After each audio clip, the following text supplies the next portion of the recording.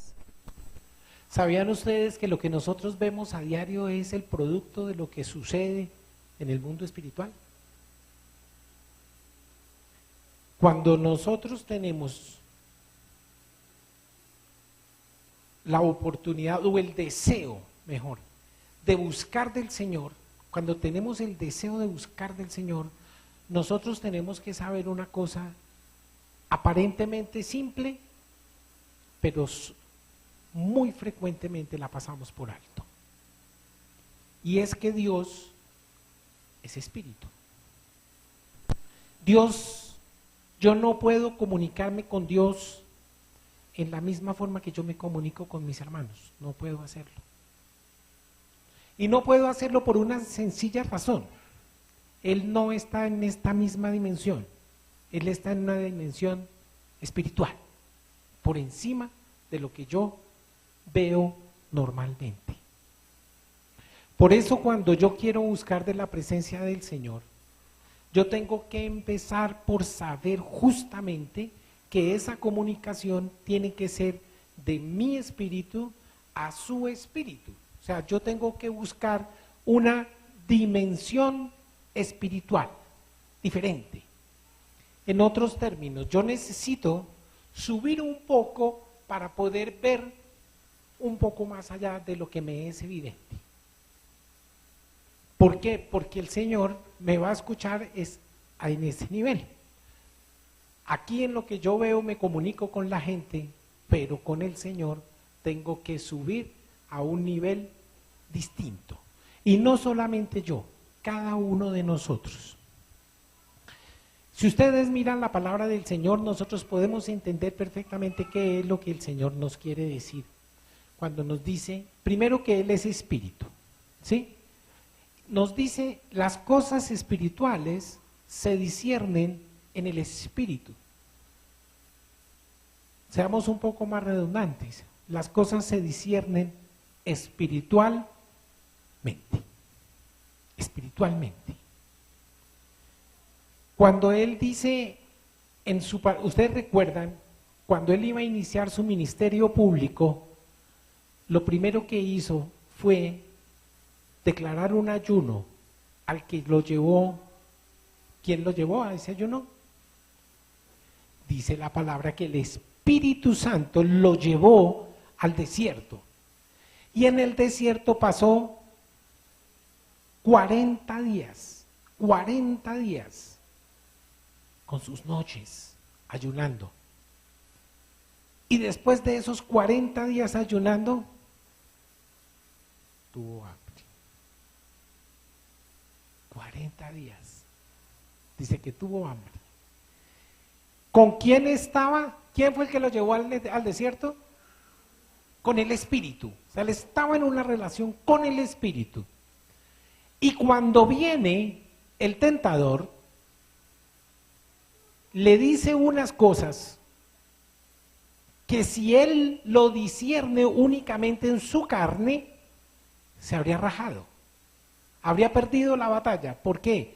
Porque lo primero que él hace es decirle que convierta esos panes, unas piedras que estaban allí, que las convierta en pan fresco. ¿Para qué? Para que coma. Empieza a desafiarlo, lo tienta. Le dice, haz que estas piedras se conviertan en pan. ¿Y qué creen que le contestó? ¿Qué le dijo? No, yo no tengo hambre. ¿Yo por qué voy a hacer eso? No, tenía y harta. Pero lo que le dice que es, ¿de dónde echa mano? De la palabra de Dios. Miren entonces, está en la presencia del Espíritu, relacionando con el Espíritu y se defiende con la palabra. Este es un claro ejemplo que nos muestra a nosotros que las cosas de Dios y del Espíritu y al nivel del Espíritu que tenemos que estar con Él, solamente podemos llegar a través de su palabra y el Espíritu. No hay otra opción. No podemos ni debemos usar ni buscar en ninguna otra parte. Nadie que yo vea o escuche normalmente me puede decir qué debo hacer yo para llegar a una comunión perfecta con Dios. Esa solamente la palabra de Dios me lo dice, únicamente a través del Espíritu. De tal suerte que cuando yo tomo la decisión de llegar a la presencia del Señor, dice la palabra del Señor que Él viene a mí. Él responde mi llamado. Él responde mi llamado. Me dice, bueno, si ya tú has creído en tu corazón, confiésame con tu boca. Sí, puede ser una forma que encontramos en la palabra, pero definitivamente hay algo que subyace y que nunca puede faltar, y es mi deseo genuino de buscarle. Ese es un requisito sine qua non. Si yo no tengo en mi corazón el deseo absoluto de buscarle, difícilmente el Señor puede hacer algo conmigo.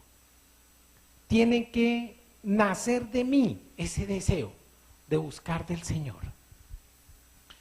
De tal manera que cuando yo llego en esas condiciones, en mí sucede algo absolutamente extraordinario. Y es lo que vamos a mirar ahorita en la palabra. ¿Todos tienen su Biblia?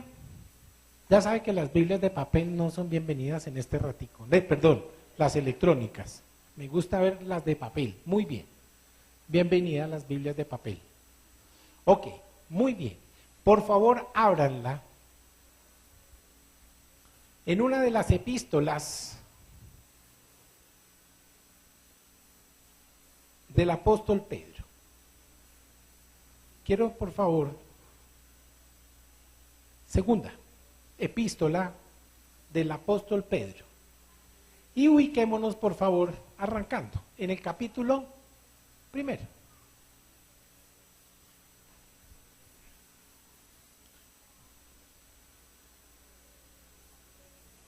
Vamos a exponernos a la palabra del Señor y vamos, sí, primera de Pedro. Y vamos a mirar algunos, pero yo quiero muy especial, segunda de Pedro. Segunda de Pedro. Vamos a leer ahora 2 veces. Segunda de Pedro.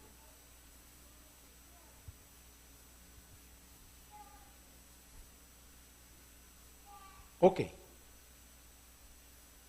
Vamos a leer e inmediatamente después vamos a orar. ¿De acuerdo? Y dice así, vamos a leer los versos 3 y 4 del capítulo 1. Dice así: como todas las cosas que pertenecen a la vida y a la piedad, nos han sido dadas por su divino poder, mediante el conocimiento de aquel que nos llamó por su gloria y excelencia, por medio de las cuales nos ha dado preciosas y grandísimas promesas, para que por ellas llegaseis a ser participantes de la naturaleza divina, habiendo huido de la corrupción que hay en el mundo, ¿a causa de qué? De la concupiscencia. Muy bien. ¿Qué es la concupiscencia? Es que me acuerdo que el pastor Itamar me decía en estos días que alguien le había dicho: pastor, ¿me permite orar por usted? Y él había dicho: por supuesto, claro que sí. Y después la persona que estaba orando por él, imponiéndole las manos, le decía: Señor, dale mucha concupiscencia.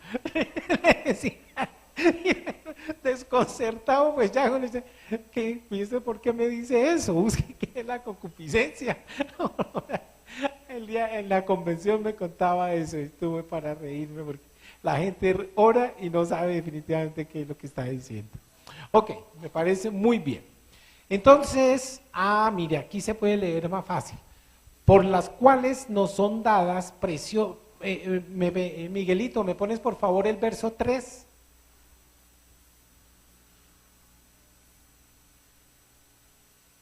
Verso 3. Ok. Entonces, mire lo que está pasando. Cuando nosotros tenemos y tomamos una decisión por el Señor Jesucristo y le buscamos, dice la palabra del Señor que Él viene a mí, Él viene a mi vida y con Él, mire lo que llega, como todas las cosas que pertenecen a la vida y a la piedad nos sean dadas de su divina potencia por el conocimiento de aquel. ¿Quién es aquel que nos ha llamado de su gloria? Jesucristo. Entonces, ¿qué quiere decir? Cuando yo conozco del Señor Jesucristo, viene a mí todas las cosas que pertenecen a la vida y a la piedad. ¿Qué quiere decir todas? ¿Algunas? ¿Poquitas? ¿3? ¿4? Todas. ¿Que pertenecen a qué? A la vida y a la piedad. ¿Qué quiere decir eso? Cuando el Señor viene a mí, trae toda la potencialidad para que yo pueda tener una vida, y no cualquier tipo de vida, sino una vida en excelencia, en excelencia. Y dice que los trae todos a mi vida, dice, no sean dadas para su divina potencia por el conocimiento de aquel que nos llamó, que nos da vida y para la piedad. ¿Qué quiere decir? Para lo que usted necesita aquí en la vida y para lo que usted necesita para relacionarse con Dios. ¿Qué es la piedad? ¿Quién es pío? ¿Quién es impío? ¿Quién es impío? El que no cree, tan simple como eso. ¿Sí? Exactamente. Entonces mire lo que está diciendo. Con el conocimiento de Jesús, cuando usted llega al conocimiento de Jesucristo, ¿qué va a pasar? Que con Él vienen a su vida todas aquellas cosas que nos son necesarias para tener una vida y una relación con Dios. Todo, absolutamente todo. Ok. Entonces ya teniendo eso claro, ahora sí oramos. Señor, en el nombre poderoso de Jesús, quiero darte gracias por tu palabra. Quiero darte gracias, Señor, porque te ha placido en este momento hablar de tus cosas a tu pueblo. Y yo te pido, Señor, humildemente, que me hagas un comunicador eficaz de tu palabra, que me permitas renunciar, Señor, a todo concepto de humana sabiduría y que definitivamente sea únicamente tu palabra, sin contaminación, la que llegue, Señor, a la vida de mis hermanos, Padre Santo, para su crecimiento y para ese deseo maravilloso que tienen de buscar de tu presencia. En Cristo Jesús, Dios nuestro. Amén.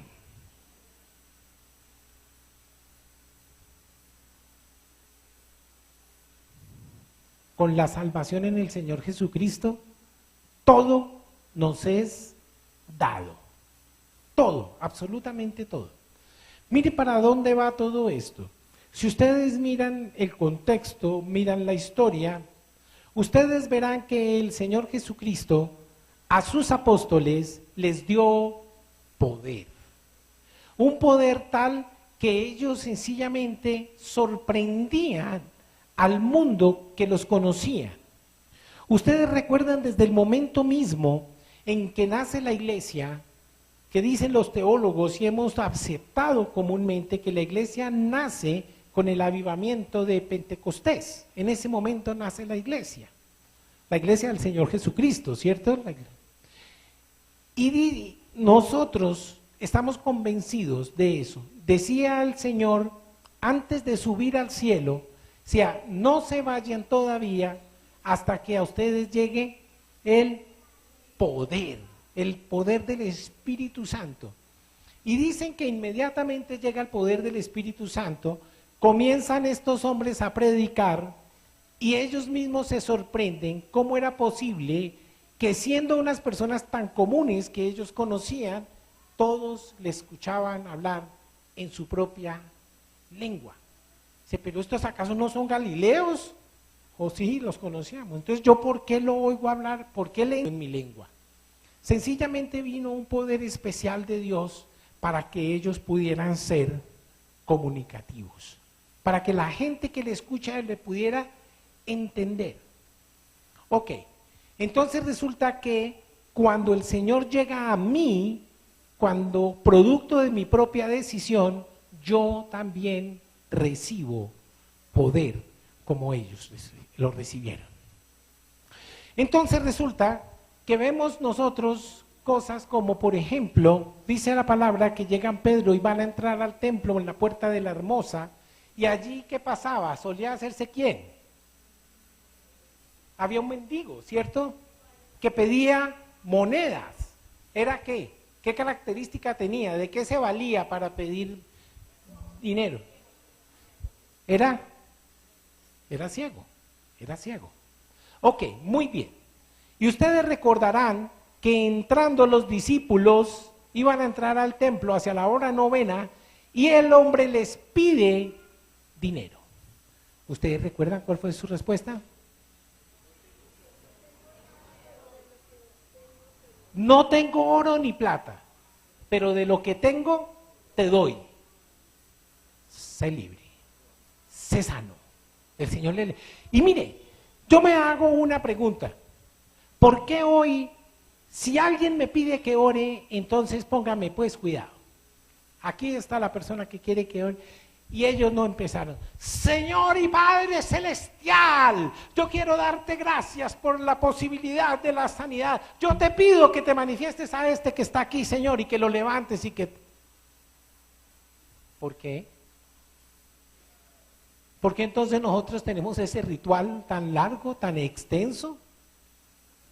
Ustedes recuerdan, dice la palabra del Señor y mírenla ustedes con despacio, parece que el más furioso con el que el Señor se presentó o se enfrentó entre comillas, por supuesto, fue con uno que de la fuerza que tenía rompía cadenas. ¿Ustedes se acuerdan? Que era el endemoniado gadareno, ¿sí? Resulta que llega el Señor, el endemoniado gadareno, y el Señor sin abrir su boca, se lo miró seguramente y el espíritu que estaba adentro de una vez le impidió. ¿Qué tienes contra mí? ¿Ah? Él mismo empezó a reprenderse, ¿sí? Y todavía le dice, y si me vas a sacar de aquí, por lo menos deja que me vaya allá al hato de cerdos que están allá. Él se presenta solito. ¿Qué dijo el Señor? Id. Fue todo lo que dijo. ¿Sí ven el poder actuando? Id. Y dice que salieron, que eran una legión, se metieron entre los marranos y los marranos racataplún, al agua. Sí, ese es un. Pero miren que la cosa no sigue ahí. A mí me fascina, por ejemplo, cuando se enfrenta con la muerte, ante la muerte de su gran amigo Lázaro, ¿sí? Que su hermana misma le estaba reconviniendo, Señor, si hubieras llegado 3 días antes, seguramente habías encontrado a mi hermano vivo. Todo el mundo lo regañaba. Pero frente a la tumba del Señor Jesucristo, perdón, de Lázaro, el Señor Jesucristo, lo único que dice es, ¿él va a orar? Sí, ora. ¿Ustedes se acuerdan cómo fue su oración? Señor, gracias porque yo sé que siempre me oyes. Ya, punto. Yo sé que siempre me oyes. ¿Sí? Él no empezó. Señor, aquí estoy frente a la muerte y te pido de manera especial que me uses de una manera prodigiosa para que todos estos queden encantados de lo que vamos a hacer aquí. No, no lo dijo. Simplemente dio por hecho que su papá lo escuchaba. ¿Y qué dijo a continuación? Lázaro, sal fuera. Oiga, tremenda oración, ¿no? ¿Ustedes se imaginan? Hoy por hoy una persona queriendo hacer eso, ¿qué haría? ¿Tendría que orar unos 3 días más o menos? ¿Cómo sería? Yo no me imagino. ¿Se acuerdan de este hombre que les decía yo de Smith Wilkerson, que un día el Señor lo mandó a una funeraria? Lo iba a usar el Señor para hacer una resurrección. Eso fue a finales del siglo XIX en Londres. Smith Wilkerson se llamaba ese hombre. Y aún teniendo la comunión como la que tenía, que el Señor le hablaba de semejante manera, llegó a la funeraria y agarró al muertico y le daba, no le dijo, levántese. Así como le dijo el Señor a la niña, Talita, Cuni. ¿Qué quiere decir? Dice, niña, a ti te digo, levántate. Ese poder que se hizo manifiesto en los apóstoles y en el Señor mismo, hoy está en mí. Hoy está en mí.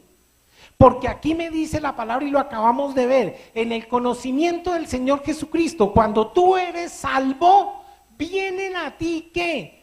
Todo lo que te va a hacer falta para tu vida y para la piedad. O sea, lo que necesitas aquí y lo que necesitas para relacionarte con Dios.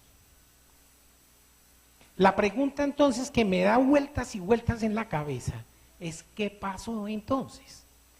¿Por qué nosotros no hablamos con la autoridad que hablaban los apóstoles? ¿Qué nos pasó? ¿Por qué ni siquiera tenemos la certeza de que las cosas van a suceder? ¿Por qué dudamos? ¿Ustedes se acuerdan cuando Pedro estaba en la cárcel? ¿Que oraban los apóstoles? ¿Recuerdan? Que me parece chistosa esa parte de la Biblia. Están reunidos haciendo ¿qué? Orando, pidiendo ¿qué? Que liberaran a Pedro. Y resulta que el Señor actúa, ¿sí? Y cuando él sale de la cárcel y va y se hace presente, ¿no le creen? Le cierran la puerta en la nariz. No creen, entonces ¿para qué están orando? Es que a nosotros nos está pasando eso, mis amados. El poder de Dios se perdió en nosotros. Y si tenemos el valor de orar, no creemos. No creemos. A mí de todo esto me parece que el Señor tiene que hacer en nosotros cosas absolutamente extraordinarias nuevamente, creo yo. ¿Por qué? Porque es que si yo simplemente bastaba con que yo le dijera a una persona, levántate, ¿era suficiente para que se levantara? ¿Ustedes vieron a los apóstoles en esa actitud orando? Con la oración que yo llamo la oración del pujo. Ustedes saben cuál es la oración del pujo, ¿cierto? Esa, Señor, en el nombre de Jesús, como pujando. No es necesario, el Señor nunca oró así. El Señor nunca oró así. ¿Pero por qué no oró así? Porque Él tenía certeza de que la oración iba a encontrar lo que se pedía. A nosotros en algún momento se nos fue de perspectiva qué era lo que el Señor tenía para mí, cuál era su plan. Ustedes se imaginan hoy en pleno siglo XXI, con lo aguerrido que está el mundo, con lo corrompido, con todo lo que ustedes quieran hacer, y que el Señor nos mande a hacer una obra como en efecto nos ha mandado, sin poder. Sería un Dios muy injusto, ¿cierto? Sabiendo con todo lo que nos tenemos que enfrentar. Sería un Dios muy injusto que nos mande con una cosa de esas, porque hemos perdido una perspectiva. Hemos perdido una perspectiva. Y es que en Él, en el Señor Jesucristo, nos fue dado todo lo que nosotros necesitábamos. Todo. Todo. Mire que repetimos. ¿Qué no me dio? Poquito, la mitad, 2, 3 cosas. ¿Qué me dijo? Te las voy a dar 8 días, 15 días. Mientras tanto, ¿qué? No. Están conmigo. Están conmigo. Antiguamente, en el Antiguo Testamento, saben ustedes que el Señor, el Espíritu Santo, simplemente iba y venía. Intermitentemente. Iba y venía. Pero a partir de la administración de la gracia, Él está en mí. Él no se devolvió. Él nunca vino. Antes iba y venía. Ahora se vino con todas las maletas. Se vino con todo. Yo no sé por qué. Yo no logro entender una cosa de esas. La palabra dice que al Señor hay que respetarlo. Que de Dios no se burla nadie. Ni los espíritus ni nadie.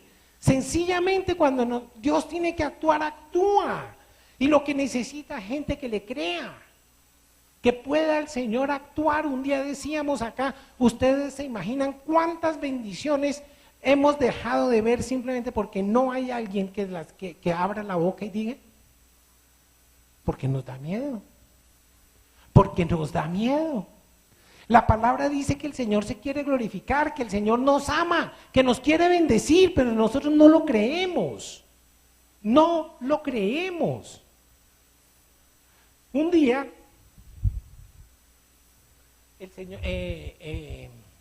estaban los apóstoles y decía que todos traían lo que tenían, vendían y lo llevaban. Eso se llama una comunidad, eso se llama un comunismo ahí que ellos tenían.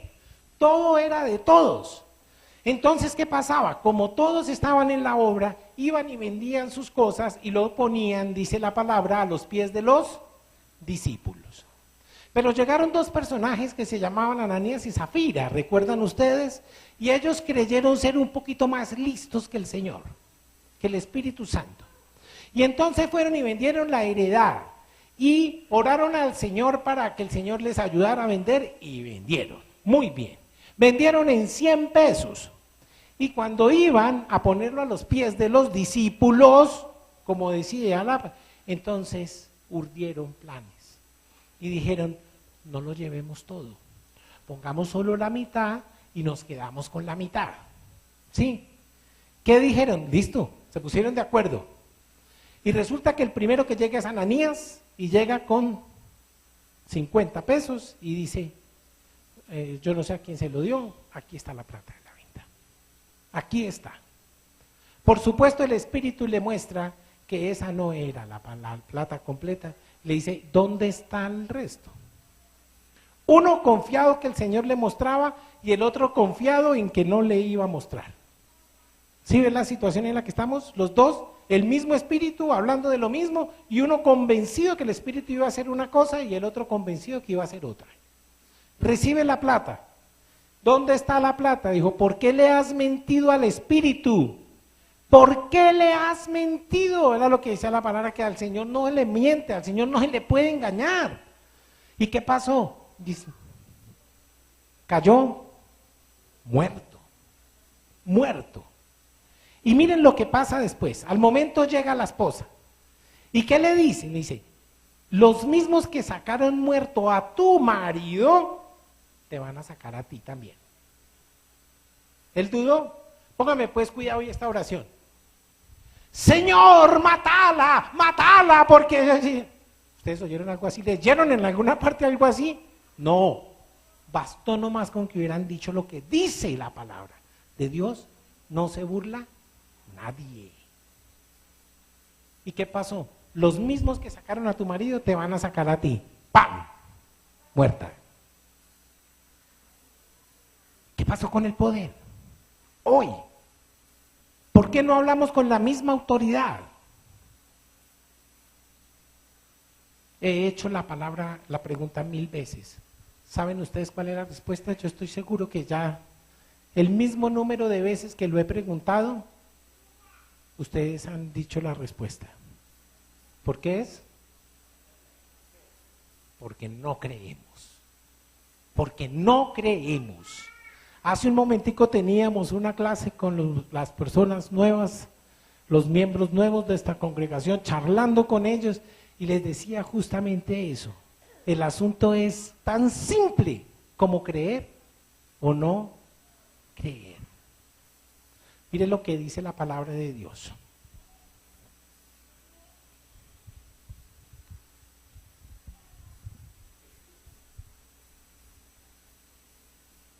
Por el hecho de que yo creo en el Señor Jesucristo, en el momento que yo lo recibo, simplemente dice que nosotros por fe hemos sido salvos, lo dice Efesios, ¿cierto? Dice que por fe, ¿qué es lo que está diciendo? Si puedes creer en lo que recibiste con el Señor Jesucristo, tú en ese mismo acto fuiste perdonado. ¿Sí? Lo dice Hebreos. Dice que por ese mismo acto nosotros fuimos justificados. Lo dice Romanos. Dice que si nosotros tenemos fe cuando el Señor Jesucristo llega a nuestra vida, dice que en ese mismo acto Él nos hace hijos de Dios. ¿Lo creemos o no lo creemos?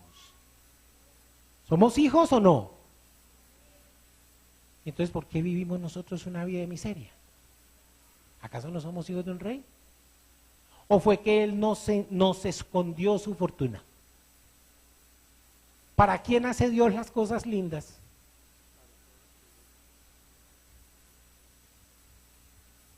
Yo no puedo creer que las cosas lindas, las más bellas de todas, las tienen en los impíos. ¿Ustedes han visto eso? Vaya ustedes, ¿quién tienen las fincas más bellas? ¿Quiénes tienen los mejores caballos? ¿Quiénes tienen los mejores animales? ¿Ustedes creen que esa es la voluntad de Dios? Cuando recibimos al Señor por fe, quiero decirle que nosotros somos preservados, lo dice Pedro. Cuando recibimos al Señor Jesucristo en nuestro corazón por fe, dice que nosotros recibimos vida eterna, ¿sí? Lo dice Juan. Y cuando recibimos por fe, nosotros recibimos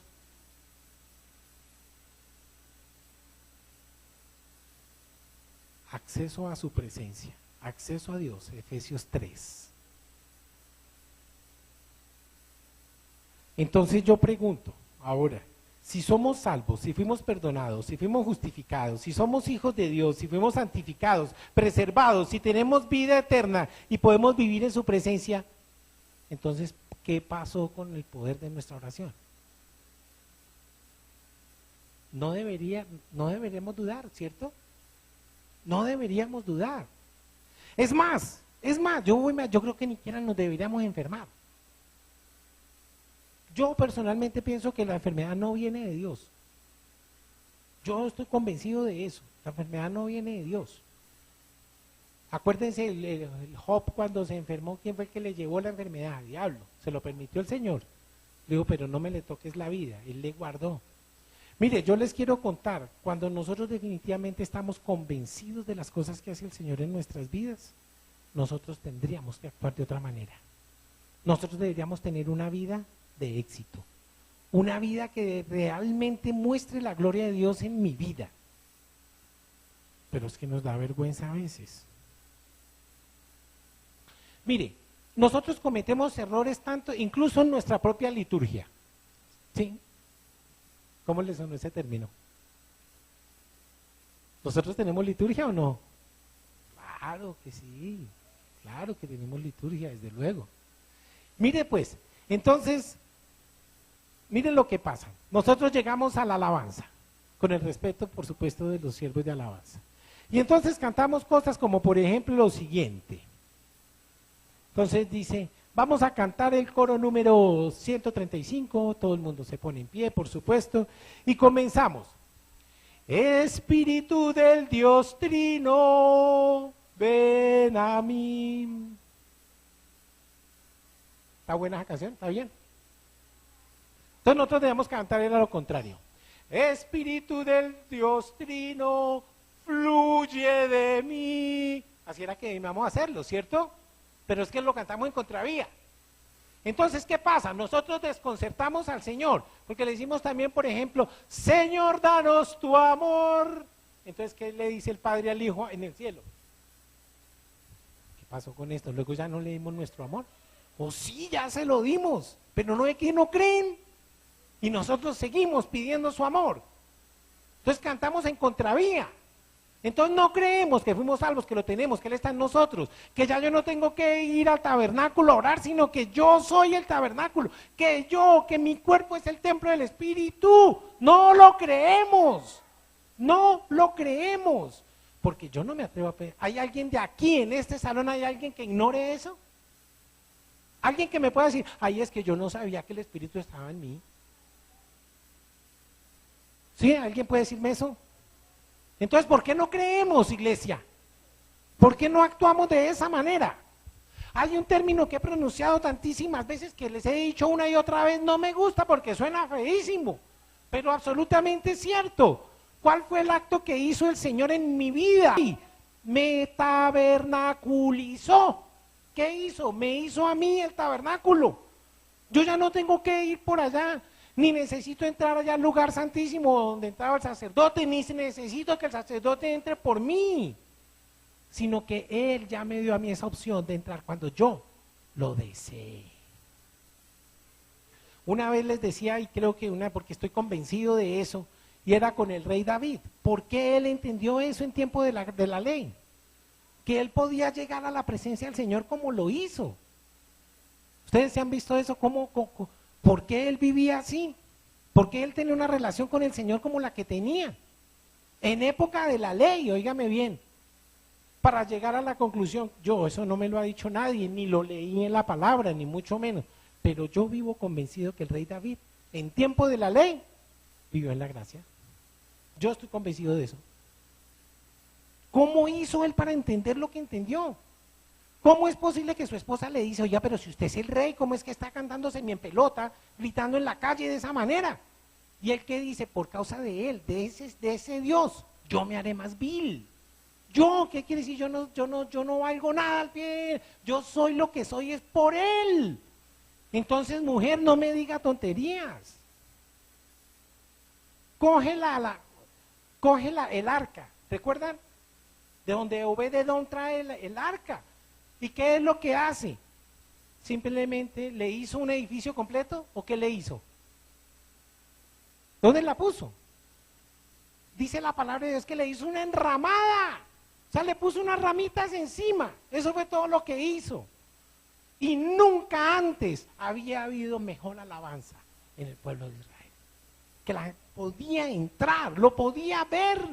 A mí me parece sensacional eso. Yo no sé cómo vivió él eso, cómo lo experimentó, qué hizo, por qué el Señor se reveló de semejante forma al rey David. ¿Por qué hoy no? Hoy no tenemos nosotros eso. Me sorprende, me maravilla una cosa de esas. Nosotros hoy no tenemos que pedir lo que Él ya nos dio. Ya no tenemos que pedir lo que Él nos dio. Yo tenía aquí algunos himnos que me parecían hasta cómicos.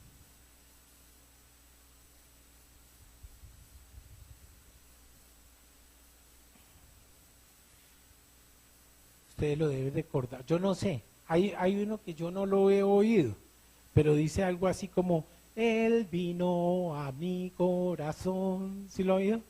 Él vino a mi corazón. Eso es cierto, Él vino a mi corazón. Y termina uno y después de terminar ese, entonces comienza el otro. ¿Sí? ¿Cómo es? Espíritu del Dios Trino, ven a mí. Entonces, ¿qué vino o no vino? ¿Con qué nos quedamos? Es que ni siquiera entendemos qué fue lo que pasó, ni siquiera entendemos qué es lo que cantamos. Ni siquiera entendemos qué es lo que estamos cantando. Mire, mis amados, lo que el Señor nos dio, no nos lo va a quitar. Nunca nos lo va a quitar. Es nuestro, es mi patrimonio en Él, es mi herencia en Él. Esa no me la puede quitar nadie. Y tanto es así que este libro, se llama un testamento. ¿Y ustedes saben qué es un testamento? ¿Qué es un testamento? Yo no hago estudios de un testamento, ¿cierto? Yo no hago estudios de un testamento, yo simplemente lo leo y reclamo. Voy a saber qué fue lo que me dejaron. ¿Qué me dejó? Hágame el favor. Así haya sido el tío rico o haya sido mi papá o el que sea. Yo simplemente lo leo y lo reclamo, yo no me pongo a estudiarlo. ¿Sí? Parto del principio que está bien. Eso es lo que el Señor quiere que yo haga. Esa es mi herencia, Él ya me la entregó.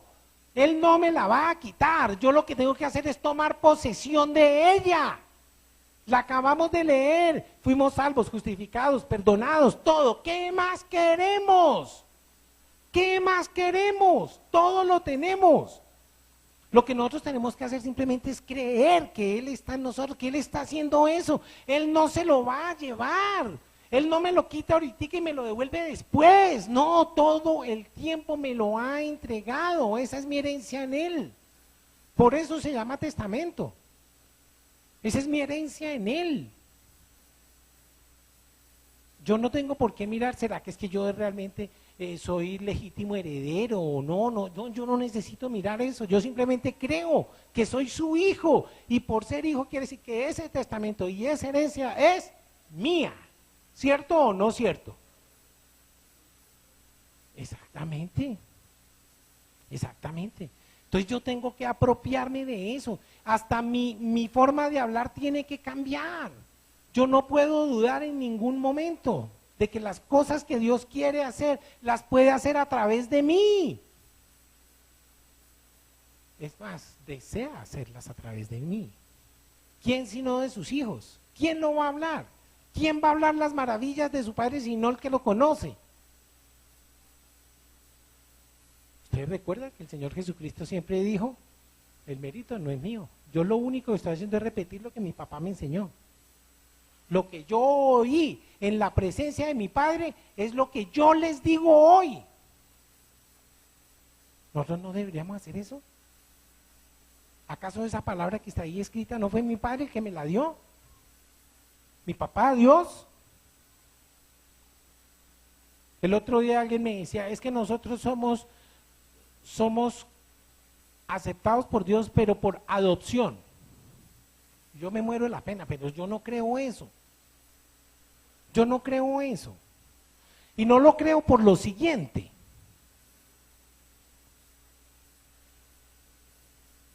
¿Quién es adoptivo? Imagínate un caso cualquiera. ¿Cómo llega un adoptivo a tu casa?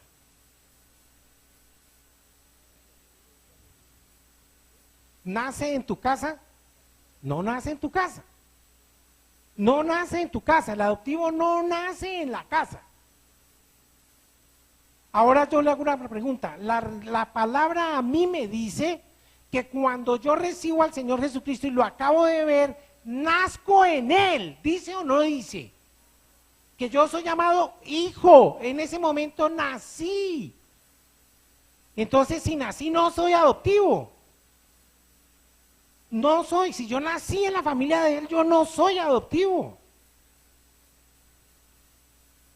De modo que yo soy un hijo. Y después, adoptivo o no, la verdad es que tengo absolutamente todos los derechos que mi hermano. Antiguamente no, antiguamente el hijo adoptivo heredaba únicamente la mitad. Antiguamente, en el 38, antes. Solo la mitad, hoy no. Hoy la adopción es plena, ya la adopción parcial no existe. Eso que decía es que solamente es mi hijo. No, ahora es mi hijo, es sobrino de mi hermano, es nieto de mi papá. Toda la adopción es plena, plena. Así nos pasa a nosotros. La adopción del Señor cuando llega a nuestras vidas es plena.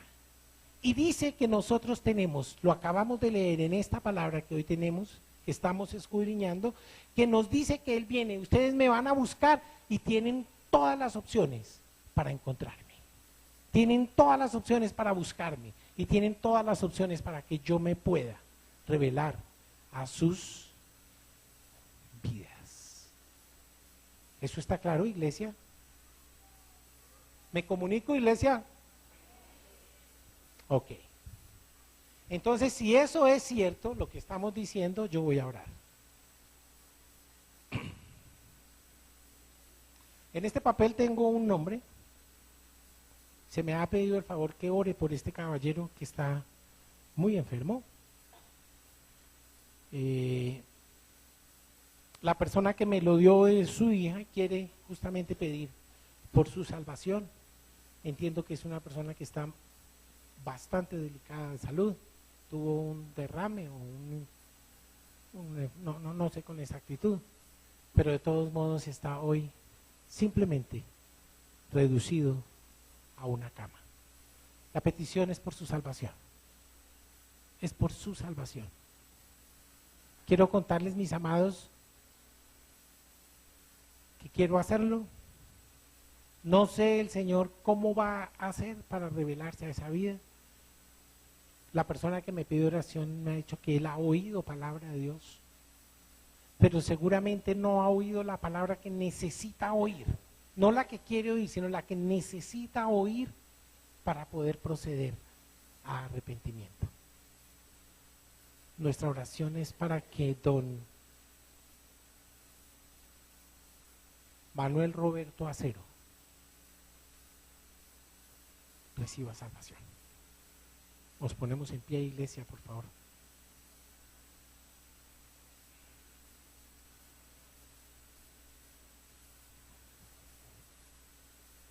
Mientras nosotros estemos vivos, hay esperanza.